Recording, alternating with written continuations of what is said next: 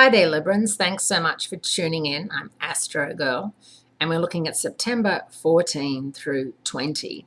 And Librans, I hate to be the bearer of some rather bad news. However, Mercury, the planet of communication and clear thinking, is going out of phase in your sign this week through October 9. And as you know, whenever Mercury goes out of phase or retrograde, Murphy's law of whatever can go wrong will go wrong is in full effect. Now, this year Mercury has gone retrograde in Aquarius, Gemini, and now Libra, so really favoring the air signs. And of course, Venus was out of phase in Leo and finally moved direct last week. Not before John Hamm and Jennifer Westfeld announced they were breaking up after a close on 20-year relationship. So another one bites the cosmic dust. And it really has been a very interesting time since July 26 when Venus, your ruler, went out of phase. Just how many long-standing couples with children broke up? And I'm talking Gwen Stefani and Gavin, Gwen being a Libra, and I'm talking Ben Affleck and Jennifer Garner, Ben being a Leo. So I really think that the Leos, the Librans, and a lot of offshoots of that came into play, and people just realized that they were in a relationship that wasn't working. And Gemini Blake Shelton got out of it after 4 years. So, it's been a really interesting time. Every time you turn on the TV or the internet, it's like another couple breaking up. So even Miss Piggy broke up.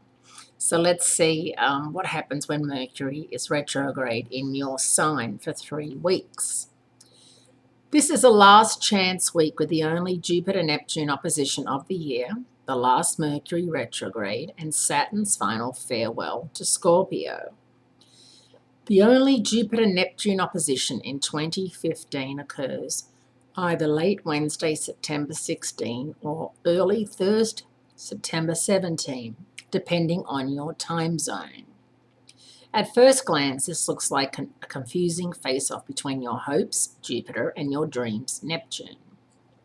However, if you use Jupiter's position in Virgo as a grounding device, you will be able to find your bearings in this world of endless impossibilities. Although Jupiter in Virgo can translate into a hypercritical influence, it also comes in quite handy when you're slogging through Neptune's foggy bottom, making it easier to separate fact from fiction. So while you're reaching for the stars, keep your feet on the ground, Librans. If something looks and sounds too good to be true, chances are it is. Mercury, the planet of communication, clear thinking, planning, chit-chat, still on tour in your sign, turns retrograde on Thursday, September 17. And as I said, this year, all Mercury retrogrades were in air signs. This is the third and last time this year that Mercury will remind you it's time to re-up and take a look back at the things you've already done rather than what's ahead. Later on that same day, Saturn, the planet of focus and discipline, makes its mark by ending its 3-year tour in Scorpio and re-entering Sagittarius, where it will stay the course until 2018.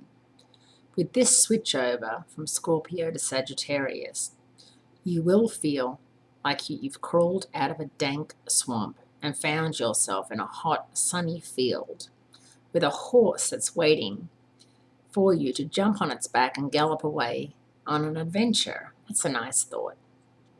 The next 3-year journey of Saturn in Sagittarius is going to be more of a lonesome cowboy on a trail ride than the brooding, secretive fistfight we just left behind with Saturn in Scorpio.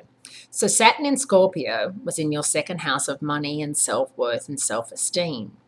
Now that Saturn has moved into Sagittarius, it's your third house of communication.